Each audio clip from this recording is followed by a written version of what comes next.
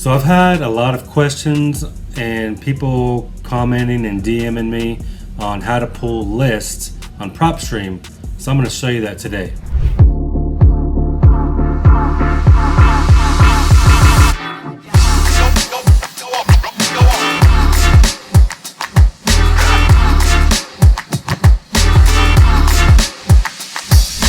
Hey, what's up guys? My name is Graylan Stewart. I'm an entrepreneur and I own a real estate wholesaling company to where we wholesale virtually nationwide. And I've had a lot of people asking me in my DMs on Facebook or Instagram, and some people have commented on YouTube as well, on how to actually pull a list on Propstream. So I just thought I would do that video for you real quick, even though I already do have a full-fledged Propstream video like that shows you from start to finish for everything combined. But I'm going to do one more specific to just how to pull like an absentee owner or a high equity type of a list. Okay, so let's get into it. All right, so this is Propstream, and I do have an affiliate link on this. Just go to datagamechanger.com. You do get a free 7-day trial to where you can pull all your own lists. You get up to 10,000 records every month. So that's pretty powerful. We don't only use this for all of our lists. Well, we do use List Source every once in a while, but majority of our lists come from Propstream, because we already pay for the service. But we also use this for every offer that we make. We do offers based on cash comps, and we find that all here in Propstream. But let's get into the video. So I'm going to show you how to pull. Let's just go to Houston, Texas. Just for an example, I'm going to show you how to pull a vacant, high equity, non-absentee owner list, if that makes sense. So obviously you can see that there are several different categories already out here for you pertaining to this area. Okay, so there's 13,708 on the MLS, 297 pre-foreclosures, 280 auctions, 1,676 bank-owned properties, tons of cash buyers, obviously, over 18,000 liens, and over 15,000 vacant properties. And then obviously high equity is huge, 72,000. But we're going to focus on vacant, but we're going to narrow that 15,551 down. So what I'm going to do, I'm just going to go straight to filter, okay? So click on the tab, the little arrow, the down arrow on filter. And we definitely don't want anything occupied because we're doing non-owner occupied vacant high equity, okay? So I'm going to click no on that. So they're not owner occupied. And side note, I'm going to X out of this. Remember we started with 15,000? We're on vacant, so we haven't clicked vacant yet, but we're at 35,000 because this tells you where we're at currently. Okay, so I'm going to go back to the filter. Once you click vacant, then it should narrow that down a lot, less than 15 because I did non-owner occupied. So now it's down to 11. Okay, but if I'll just show you, if I didn't click on this and I did any, it'll show you the 15,000 just like it says up here. Okay, so just to show you, it's the same number that we're dealing with, but we're doing non-owner occupied. We are looking at vacant properties. Now our property characteristics is important because we are looking for residential, so we want to check mark that. Now the type of residential, we're going to keep it simple and just do single family. Now you can also choose condos if you want, multifamily 2 to 4, which is really considered single family because it's 4 units or less. But to keep it simple, I'm just going to go single family only on this deal. Bedrooms and bathrooms, none of this stuff really matters. We do want smaller properties, whether you're wholesaling to buy and hold or to fix and flip investors. They typically don't want gigantic houses, so I kind of like to do 3,000 square foot maximum.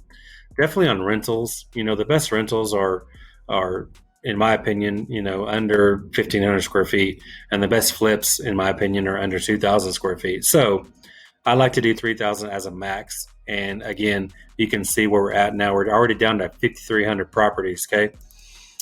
So you can change a lot of these things based on how big you want your list to be. If you want to go really broad and make it, a big list, you can do that. Based on the options that you choose. Okay, so property characteristics, we are done with that section. I don't even care about the year built necessarily, but if it does come into play, your list is too big, you can always do something like 1990 as your minimum, just because that at least gives you 20 years on a property that that would probably be a more distressed property. We don't want anything brand new necessarily. So, but we want to click on MLS status. This is super important because we don't want anything listed on market. So we got to click no, which means these are all properties not listed on the MLS. Okay, let's just see where we're at on that. It's still refreshing over here, but at least that'll tell us a good idea. We were like at 5,200 or something like that. Let's see where it goes.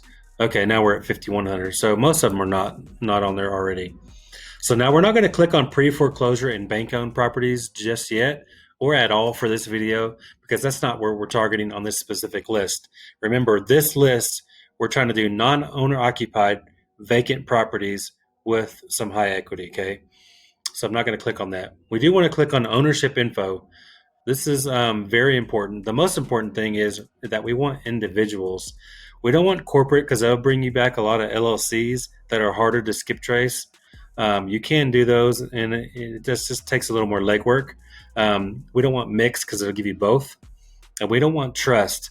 It's pretty much impossible to find trust owners because that's typically just in somebody's drawer at their house or something. So it's really hard to really find those unless they make it obvious by the name.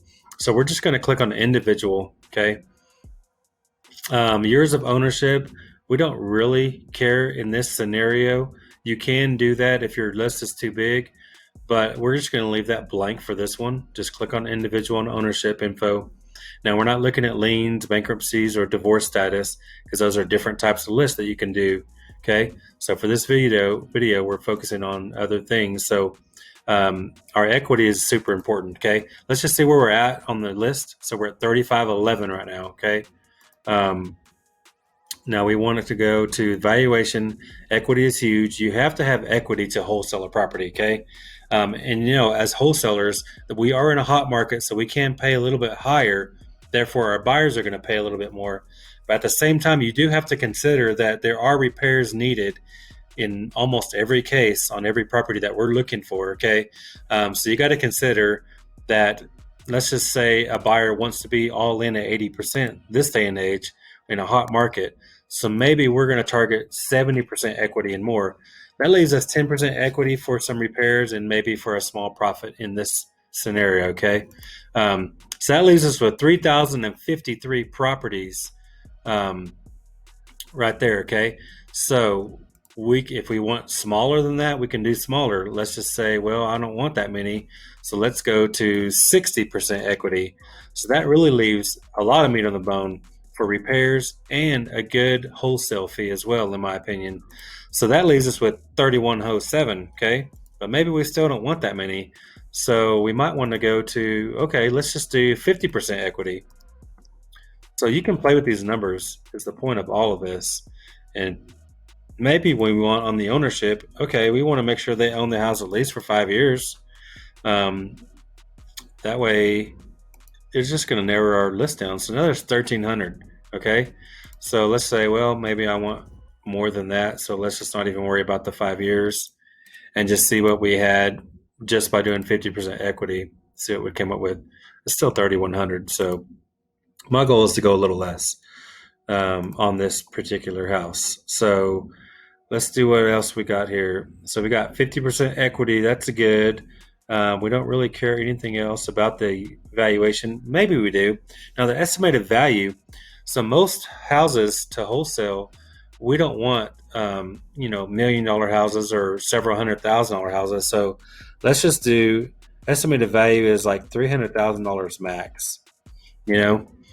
Because we don't want $400,000 and $500,000 houses. They're just too hard. It's harder for buyers to do that when they can buy 2 houses for that price. So why go bigger? So that takes us down to 2825 properties. Okay. So I think that's a good amount. I'm not sure where they all went. It says 2825, but let's just double check everything here. So on the side here, we've got owner occupied is no. It's vacant properties, residential, single families, 3,000 square feet or less. These are not on the market, so they're not on the MLS. Owner type, we're looking for individuals valued at $300,000 or less with at least 50% equity or more. So now that we got the 300,000 or less on there, I think I will, just so we can get our count up, maybe just a hair. Let's just go back to doing maybe like 60% equity. I think that's good because if a buyer's all in at 80, that leaves a good 10 to 15% for repairs, and that leaves us a good 5% or so for our fee. So let's just go with that. That's 2782. So now what we want to do is click this. It'll select the entire list. Okay, we can add to list, create a new, name this list. So I'm going to name it Houston Vacant High Equity. You can name this whatever you want. Non-owner occupied. I know that's a long name, but it just keeps it straight for all my different lists that I have. So I'll know it's in Houston. I'll know the property's vacant that I'm targeting this list, and it's all high equity, non-owner occupied. Actually, I'm not even going to do that. I'm going to do 60% equity because it's really high equity. 60% equity, just so I'll know exactly what this list is. Then I'm going to click save. Okay. So once that's saved, we'll be able to find that exact list right there in our saved property list. So let's let that save for a second, and I'll show you where to find it and how you can utilize that list. This also, on a side note, it says you have 6913 saves remaining this billing period because you're allowed 10,000 per month on this. And it shows you again here, we just did 2782 properties that we saved. And you still have 6895 remaining this billing period. So that's kind of cool. So we have a lot left. You get 10,000 every month, which is one good benefit of Propstream. Okay. So I'm going to close that out. Over here on the side, I'm going to go to my properties. Okay. All I did was hover over these houses right here and go to my properties. Okay. Now I'm going to look for Houston, the one that I just saved.